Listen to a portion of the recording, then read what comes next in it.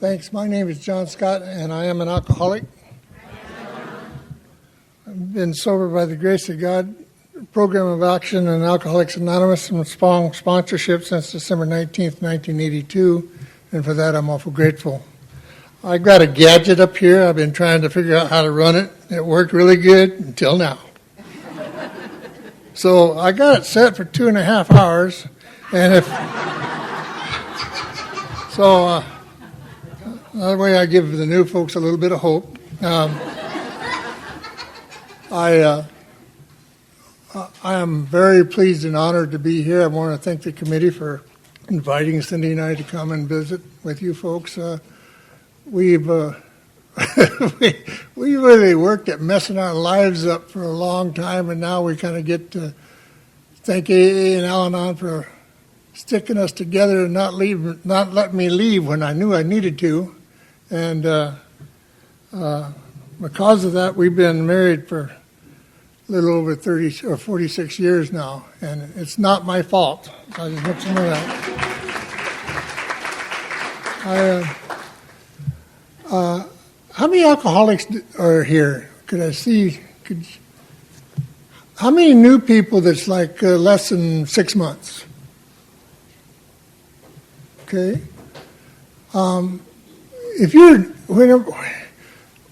When I was new, you would think that you would know what Alcoholics Anonymous was about. You'd think you'd know, but I didn't. I didn't even know I was an alcoholic. I thought I just ran into a lot of bad luck. And I was married to the wrong person, and I had this uncanny ability I got what I called the secret weapon, this gray matter that lives between my ears, and it makes me believe things that's not true, and I just love to do that. I work almost full time believing my fantasy thoughts, and they say alcoholics kind of do that a little bit. Well, I do that a lot, and I woke up. I said my sobriety date was December 19th, 1982, but on December 18th, the day before, was a Saturday morning.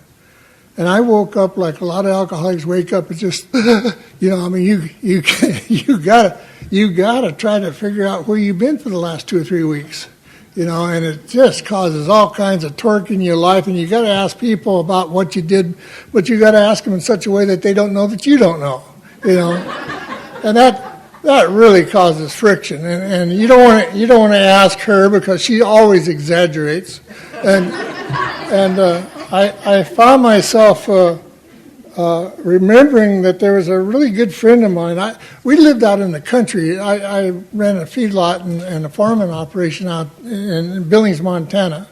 And, I woke up in this basement and I couldn't figure out what was going on. It kind of began to come to me a little bit at a time. And I'd been on a runner since, I went for bread. It was Thanksgiving. I believe I went for bread on Thanksgiving Day, and this is December 18th. It's a gap. And they said I had fun. And I remember in the summertime, a good friend of mine named Frank had come out to the ranch, and Frank and I were really good drinking buddies, and I was excited to see him, and it was about noon, and I was up at the house, and I was drinking whiskey already because that's what I do. And Frank came in, and it's like in the book when you hear Ebby and Bill talk about, my friend was coming over, and surely we'll have a drink together. And so I poured a drink for Frank, and I poured a drink for myself, and I pushed the drink across the table to Frank, and Frank says, I'm not drinking today. And this really bothered me because Frank always drank like I drink. And I said, why are you not drinking today? And he wouldn't tell me right away. And I'm a belligerent drunk. If you don't want to have fun with me when I'm drinking, I'll have fun with you while I'm drinking. And I got to quizzing him pretty hard. And a few hours went by, and finally he gives in. He says, all right, John. He says, I'll let you know. He says, the last couple of weeks I've been going to Alcoholics Anonymous. And I can remember just dumbfounded, Frank, alcohol, aren't you overcorrecting just a little bit? Alcoholics Anonymous. heck, Frank, I drink just like you do. And Frank goes, yeah, I know. And I says, well, what's the deal here? He says, well, I just got tired of being crazy. He says, I needed some help somehow. And I understood that because I was about as nuts as you can get. I had been upside down for several months.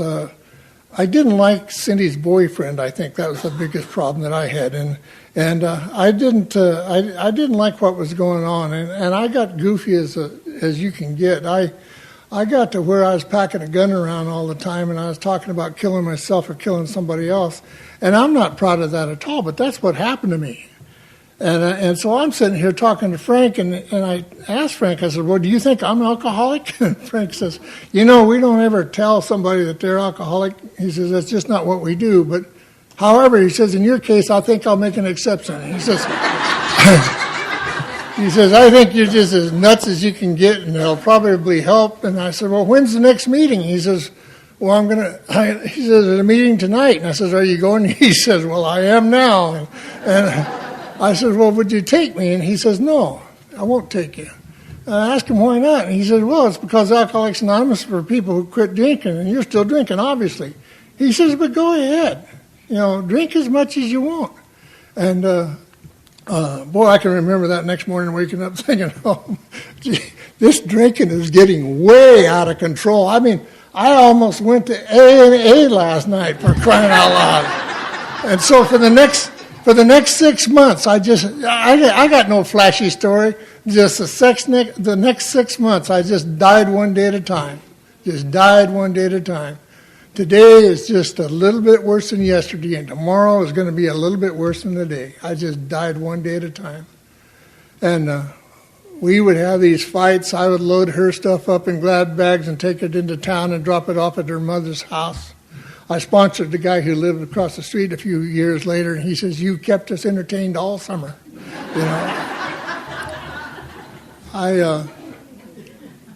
I just didn't know what to do. I really didn't know what to do. And people would tell me from time to time, John, you got to quit drinking. And it's like, you don't understand. If I quit drinking, my head's going to fall off. And it's like the only relief that I am getting is through drinking. Drinking's what I do to overcome the problems that drinking's causing me, which doesn't make any sense unless you're a drinker, And God, I just hated the idea of having to quit. But on the other hand, I couldn't stay sober either. I couldn't stay drunk and I couldn't stay sober, and I was in the grips of this illness called alcoholism. And I didn't know what it was. The doctor's opinion in the Big Book of Alcoholics Anonymous does a real good job of explaining what alcoholism is. It says that men and women drink essentially because they like the effect produced by alcohol.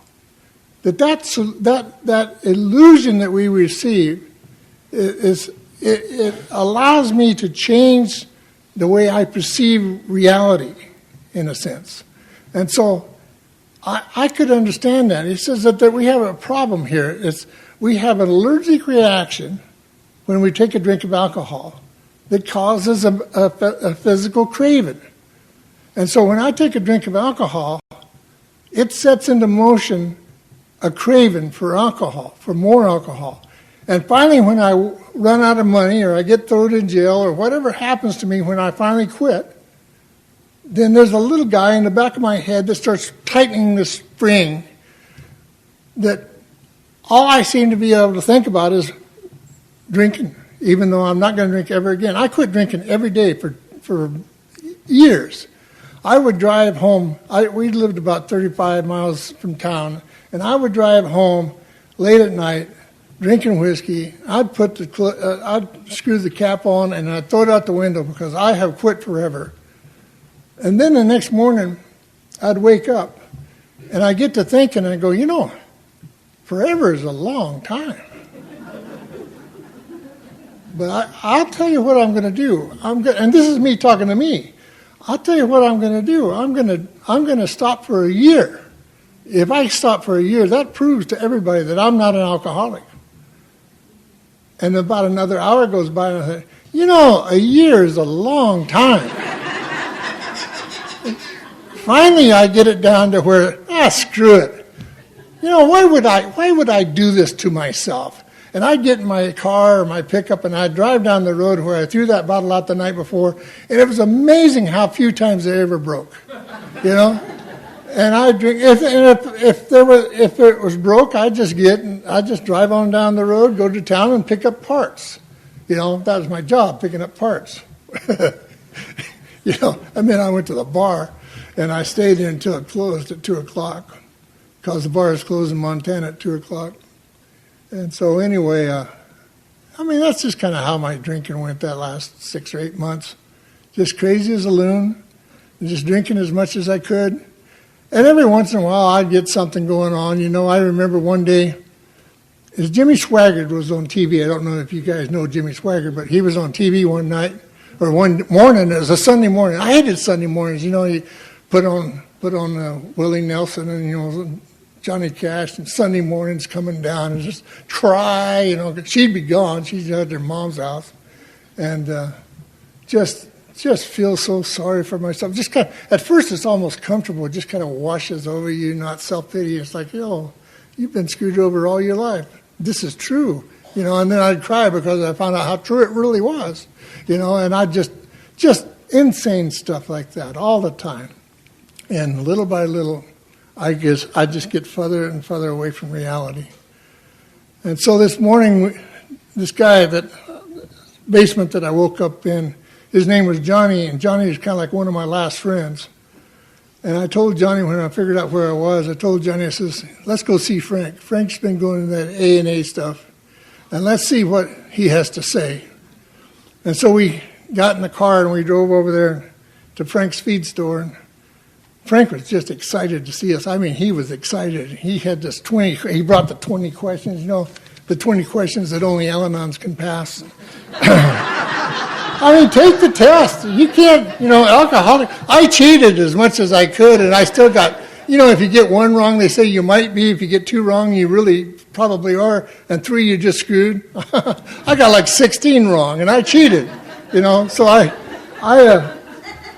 knew. I had this secret stuff in my head. I knew that this is just something that alcoholics, come on. A name like Alcoholics, you got to be hurting. Your membership has got to be just almost nothing with a name like that. And what you've done is you've come up with this test that nobody down on his luck just a little bit can pass. And that's how you get these members. And you're going to have to pay dues all the time to somebody or something, And so I asked Frank, this is like 8 o'clock in the morning. Johnny and I have already gone to the grocery store, and we both got 2 cases of beer, and we're drinking on them because I get nervous when I drink like I was drinking. And so he comes out and gets in the pickup with us, and we're talking, and I asked Frank, I says, Frank, you're still going to that A&A stuff? And he says, yeah. He says, I am. I said, when's the next meeting? He says, tonight. I said, would you take us? He says, no.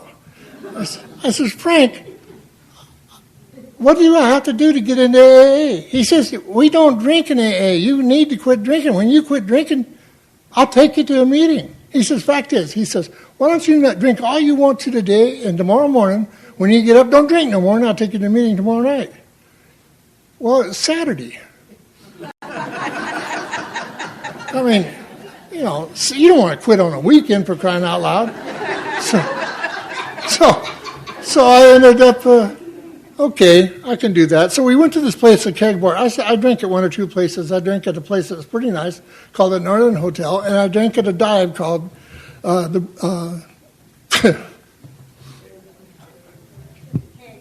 Keg Bar. She will never forget.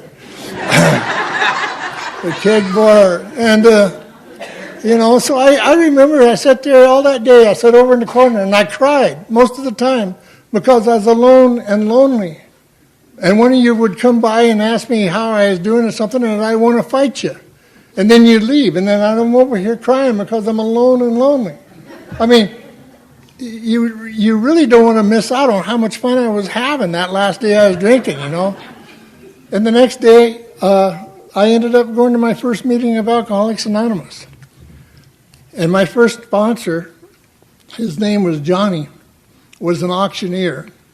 And it was after the meeting, and they said, "Do you have a sponsor?" Well, of course, they knew I didn't have a sponsor. I just got there, and the sponsor's the guy you're going to have to pay the $50 a month to. I knew this, and so anyway, this guy named Johnny, who is an auctioneer, he says, "Well, I need to sponsor somebody, and you need a sponsor, so I'm going to sponsor you. And why don't you come over to my house as soon as the meeting's over?" So I went over to his house, and he's got his kids there and his wife there, and he's been sober for 7 years, and he's telling me how wonderful things are. Kids are telling me, mom's telling me how great things are.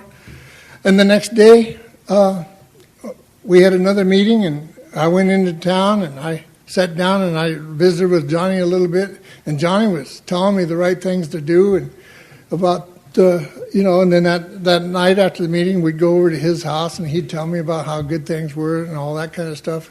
And about 3 or 4 weeks, or about 40 days go by, and Johnny just gets really weird. He starts calling me in the middle of the night, telling me that I need to get in there because there's somebody in my closet, and they're going to get me, and I need some help.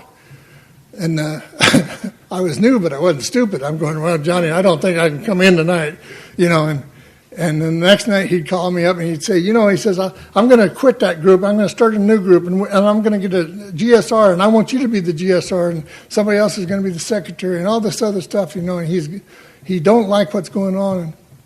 And the next night goes by, and he called me up and says, "You got to get in here. They're outside. I can see them outside. They're in my yard. They're over there by the car. You need to get in here and help me out because they're going to get me." And I'm going to these old guys in the group, and I'm saying, "Look, Johnny ain't doing too hot, And they says, "He's beyond human aid. He's mad at his sponsor. He's mad at his group." And Johnny got drunk. And so that's sponsor number one. Sponsor number two, a guy named Richard. Richard was a guy who sold cars. He said he owned a lot, a new car lot in Los Angeles, California, and he lost it to drinking. And now he's living in Montana working for a car dealership. And, I didn't get to pick my first sponsor. Those other guys, I found out after I'd been in AA for 2 or 3 weeks that a lot of people pick their own sponsor. I didn't know that I could say no. And so I kind of had my eye on this little blonde, and she had what I wanted, and I was willing to go to any lengths to get it. And Richard, out of nowhere, stood in front of me and says, "John, I'm sorry to hear about Johnny. I hear that he's drinking, and you need a sponsor, and I'm going to be your sponsor." And I can remember going, "Frank, I don't think I really want you to be because I got, he says, no. He says, "You missed the point. I didn't ask you if I could be your sponsor. I told you I was going to be your sponsor." And I was new enough and sick enough, I bought the deal. He always knew what I needed. He sold me a diesel car just a few weeks later that he told me I really wanted. And I didn't like it, and she didn't like it at all. But I ended up buying that car. And I don't know how you folks are in your home groups, but when I first got to Alcoholics Anonymous, it's like it was really uncanny because these people seemed to know the answers to questions that I didn't even know how to ask yet. I was not one of these people that came into AA and said, "Don't tell me what to do." I was one of these people that came into AA begging you to help me. I am desperate. I am willing to do whatever it takes. But I'm an alcoholic, and alcoholics seem to have a little problem with egos. I know not all of us do, but some of us do, And so we got this problem, and I'm going, after about 3 months in this really wonderful group, I'm starting to see that some of these old guys they're not like they said they were, okay? I mean, there's some of them that was really sweet, like Millie was the kind of the grandmother of the group, and she'd say, "John, come over here and sit down." And I'd go sit down next to her, and she'd say, "John, the people would be coming into the group, to the meeting," and she'd say, "Just look at all the miracles, John. Just look at all the miracles." And I'm going, Millie, I don't see anything looks like a miracle to me. And she'd pat me on the leg, and she'd say, "John, you just keep coming back. Maybe one of these days you'll get to see the miracles." And then there's this gal, her name was Margaret, and I don't know why they call her Margaret. Margaret would say, hi, my name is Margaret, and I'm an alcoholic, and them that go to meetings stay sober, and them that don't. Thank you. It's like, why don't you get somebody who has something to say? And 6 months from now you call on her, and it's the same thing. Hi, my name is Margaret, and I'm an alcoholic, and them that go to meetings stay sober, and them that don't. Thank you. It's like, there's no depth. There's nothing there. I need some, something, And then there's this guy named Gerald. And Gerald just got out of the nut house not too many years earlier. And Gerald says to me one night, he says, John, how you doing? And he asked me how I was doing. So, I started telling him. And I told him, and I told him, and I told him. And finally he says, shut up. He says, listen. He says, when somebody asks you how you doing, they don't want your life history. Just say, I'm doing okay. In fact, in your case, I want you to say this. Every time I see you from now on, I want you to come up to me, I want you to shake my hand, I want you to look me in the eye, and I want you to say, when I ask you how you're doing, I want you to say, why, Gerald, I'm getting better in every way, every day. Thank you very much. Jeez. These guys are making me lie. This is supposed to be an honesty program, and they got us lying right off the bat. And then there's a guy named Rotten Ralph. Rotten Ralph was an attorney, and he come by the name right because he was rotten. And my sponsor told me, he says, John, you don't have nothing to say. You're new. You don't have nothing to say. You know how to be sick, but you got no idea in the world how to be well. He says, I want you, whenever somebody calls on you to talk, you say, I really appreciate it. My name is John Scott, and I'm an alcoholic, and I pass. Well, I felt bad because I thought I had some really important stuff to say. And if Richard wasn't at the meeting, I would say what I thought I needed to say. And then they'd call on Rotten Ralph. And Rotten Ralph would just take me out at the knees, He just had that uncanny ability. No matter what you said, he just killed you. And then when he gets all through just lambasting you, he reaches in his pocket and pulls out $1 for the collection. And he says, now, if I made you so mad you think you got to go get a drink, let me buy you your first one. What happened to love and tolerance, for crying out loud? Kindness and that kind of stuff. And then there's this guy named Nick. And Nick was a treatment center guy who came up from Denver, and he's living in Billings now. And the old people thought that Nick just hung the moon. And some of the new people thought that Nick hung the moon. But this is what Nick would say. Nick would say, if you haven't been here for at least a year, there's really no name for me to remember your name because you're just a visitor. And I'm going, what happened to welcome, for crying out loud? And he would just, just grind you too. And it's like, and if you're new here and you haven't been offended yet, keep coming back. It's going to happen. It's wrote in stone, I'm telling you, And so I'm going one night, I thought, another thing that Nick would do with Frank and I, Frank and I both of us getting a divorce at the time, and we're sitting in this couch, and we're talking about how for the last umpteen years our wives have screwed us over, and now we're forced into AA, and the next thing you know, here's Nick behind us going, well, pour me another drink, he'd say. Frank and I going, what was that? What was that, So one night I thought, I'm going to get this Nick. I'm going to get him where he will remember my name. And I went up to him, and my very best newcomer voice, I says, say, Nick, you got a minute? And to my surprise, he says, sure, yeah, come on over. And we'll sit down on the couch.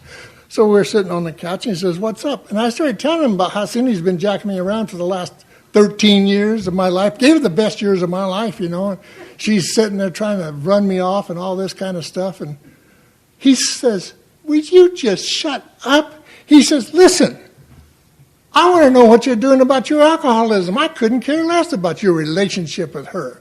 And fact is, she's probably way far ahead with you gone. I didn't like that guy. I didn't like it. And I thought, this is it. I am quitting Alcoholics Anonymous forever. This is enough. And I remember this is a crippled up old man. He could barely move. I got up and I'm going for the door, and he beats me to the door, and he pushes me up against the wall, and he says, listen, if you want to drink, that's your business. But I want you to know right now that you're wasting my time, and you're wasting their time, and you're wasting your time. Now, I want to know what you're going to do about your alcoholism. And I just pushed him out of the way, and I got out in my diesel car, and I was going to spin gravel. And it's just, It was the old diesel, 20 minutes from now, you may be going 20 miles an hour. So I'm cussing my new sponsor because he sold me this piece of crap, and I'm screaming and I'm beating the dash and I'm honking. I'm just acting immature as I can be, And I got to the place. Something happened to me on the way home. Thank goodness I had a long drive. Something happened to me, and I began to ask myself this question: so you're an alcoholic now. What are you going to do about it? What are you going to do about it? Are you going to keep doing the things that you've been doing all along and just let your life completely go down the drain? Or maybe for the first time in your life, maybe you'll start listening to somebody else. Maybe somebody's got an answer where you don't even know what the question is, but somebody out there can help you a little bit. And I thought about that all the rest of the way home, and I thought about that when I got home, and I thought about that the next morning. And how we are. It's getting late, and I don't have no place to go or nobody to see, and there's a meeting. So I get in my diesel car, and I'm driving into town, and I'm thinking, God, I just hate this. I'm going to, Gerald, Millie and the Miracles, and, Gerald, how you doing, John? Well, Gerald, I'm getting better in every way every day. Thank you very much. Lying and got to give Rotten Ralph back his damn $1. And Nick, I went to Nick and I said, listen, Nick, I want to apologize for last night because it's not what I want. I just don't even know how to think. I don't know how to think. Everything's as crazy as can be. And he puts his hands on my shoulders, and he's looking me right in the eye. He says, John, I'm going to tell you something. He says, there's a lot of good in you. I break down. I can't hurt. This is the kindest this old man's been to anybody ever. And, he's John, he says, do you know why I know that you have so much good in you? And by this time I'm just bawling, No, Nick, why? He says, well, John, it's simple. Everybody's born with the same amount, and you haven't used a damn bit of yours yet.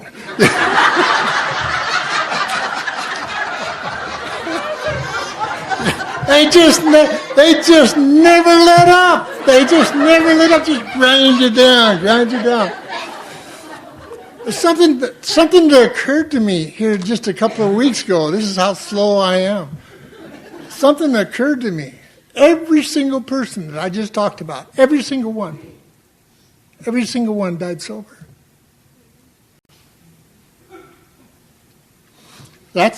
For me, that's the name of the game. That's what I want to do. Every one of them died sober.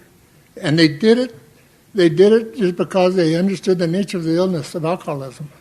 They did it because they worked the steps out of the big book of Alcoholics Anonymous. They did it because they continuously went to meetings. And they worked with other people. They just did the same old thing. You hear it every night. What a blessing for a guy like me to get that kind of a treatment.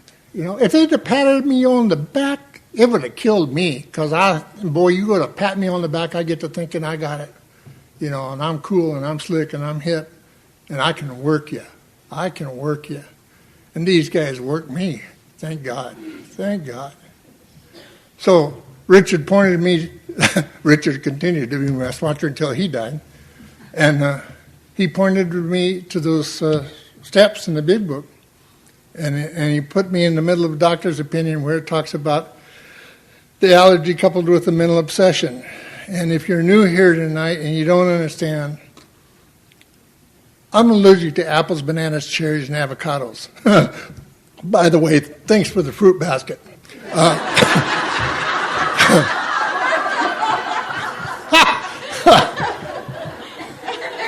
When I take a bite out of an apple, my chest swells shut and my eyes swell up and I can't breathe. So your apple's safe. I just want you to know. Okay? The newest person in this room can tell me exactly what the doctor told me when I went and told the doctor about that. He said, don't eat apples. You know, rocket science. Don't eat apples. I never had to go to AA, Apples Anonymous. I never had to do that. I just quit eating apples. I don't have a miserable day sometime and get in my car and think, you know, I'm going to stop in the grocery store and I'm going to buy myself 6 apples. I'm going to put one up front so I can eat it on the way home. And I'm going to hide the rest of them in the trunk. You know, it doesn't even occur to me. Even if you're at a really nice restaurant and you look over there, oh, no, why me, God? Those people over there, they're having fruit salad. It's like, just my luck, you know? I've never had that. But I tell you what, you give me a day that's just a little bit twisted, and I'll get to thinking, you know, maybe a drink would work. Maybe a drink would work. Now, I haven't had that thought in a many year, but it's still there. I am an alcoholic of the hopeless variety. I got a guy who I sponsored for 20 years last month just went out and started drinking again. I just did a men's retreat in Billings, Montana with a bunch of guys, and the night before I got there, one of the guys that's in and out and in and out and in and out and in and out finally took a double-barrel shotgun and blowed his head off. We're in the grips of a progressive illness. We don't get better. We just superimpose the actions of Alcoholics Anonymous over the top of us so that we don't drink. You know, we keep going to meetings, we keep on our knees, we keep praying, and we keep trying to help other people. If AA is getting boring to you, or if Al-Anon's getting boring to you, for goodness sake, start carrying the message, and you will find it's not boring at all. Sometimes it's pretty Western, I'll tell you what. It can get pretty wild. Cindy and I was asleep one night in our bedroom, and I got this new guy, and I could hear from downstairs, John, what is that? Sound like a cat, you know. Cindy says, I think it's your new guy. She was right. I don't know how he got in the house, but you know, you know how we are. So you know, I am really, really richly blessed. You know, they say when you come into the program, if you make a list, you'll shortchange yourself. I certainly would have shortchanged myself. I have a daughter who just, day before yesterday, celebrated her 25th anniversary in Alcoholics Anonymous. Yeah, that's big. And you know what we did, my Cindy and I?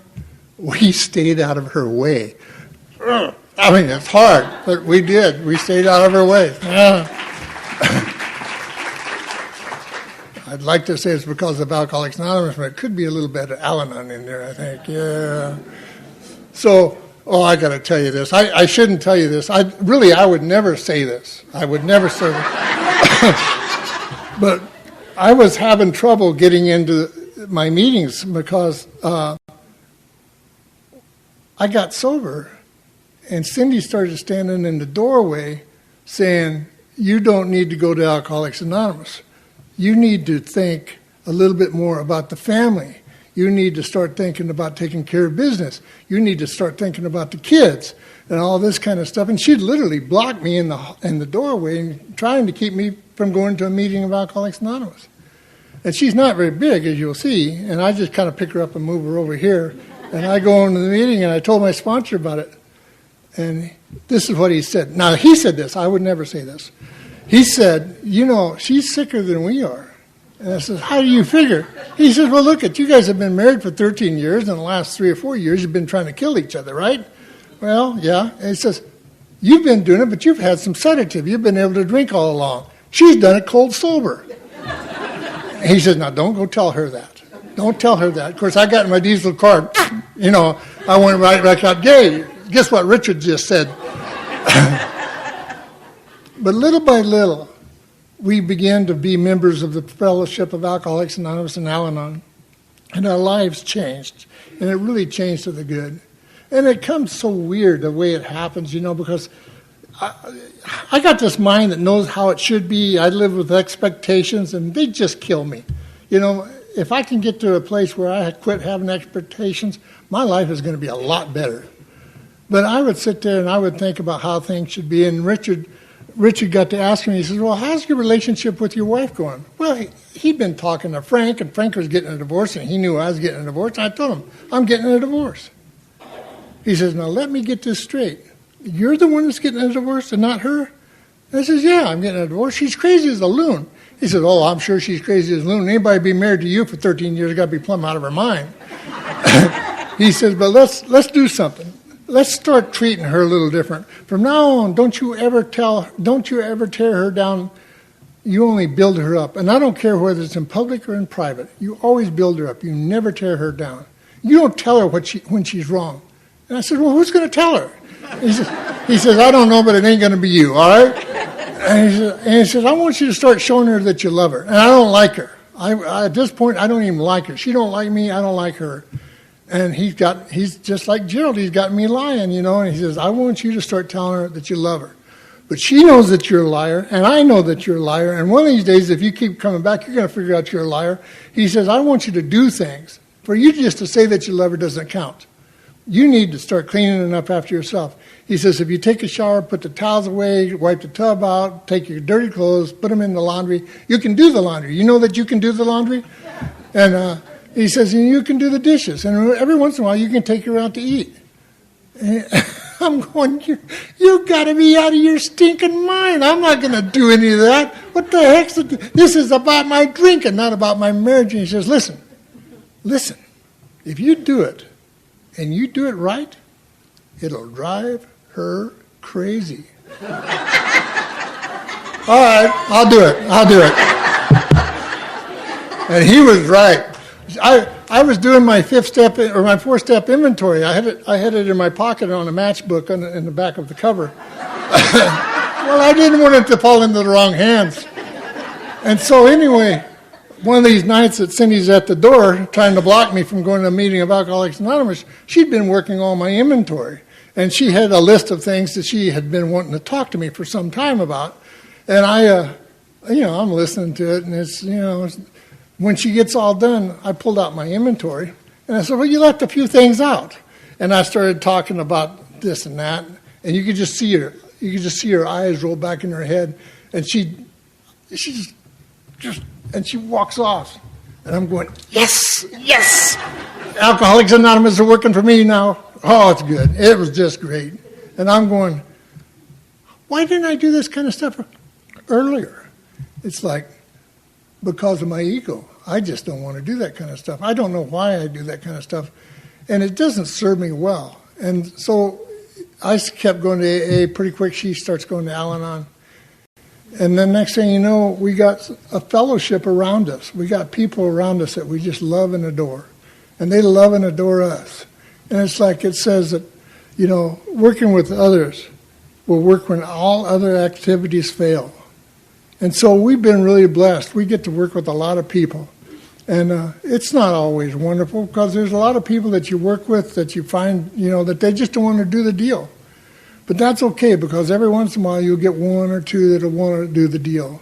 You get 3 or 4, and then pretty quick you got a little bunch of them. And it's like we're all going in the same direction, and we have our primary purpose is to try to stay sober and to help other alcoholics to achieve sobriety and help other Al-Anons. And the thing is that it's just exactly what I always wanted. But it would have never been on that list. It would have never been on that list. So I am richly blessed. I truly am. I am richly blessed, and so is Cindy, for us to be able to be members of Alcoholics Anonymous and Al-Anon. What a gift. And if it was left up to me, I'd have missed the whole thing. My mind is out to get me. It's teamed up with alcoholism. It has everything it needs to kill me. And I just gotta remember the reason I'm here is because I'm not all there. And that's no joke. That's no joke. I heard something the other day that really made sense to me.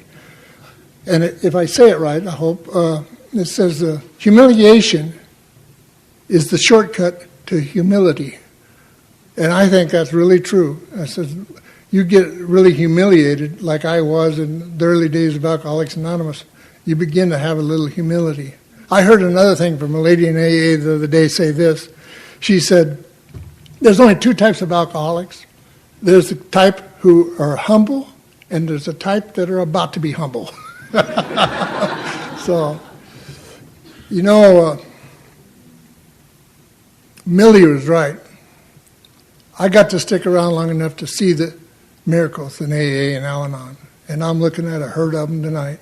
You know, how richly blessed we are if we just put our egos aside and just be members of this fellowship. What a gift. What a gift, you know.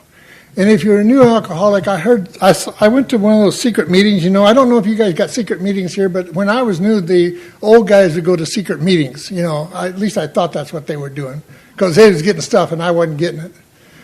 And I went to one of those secret meetings here the other day, and I heard something there that might help you if you're new. And it goes like this: them that go to meetings stay sober, and them that don't. Thank you.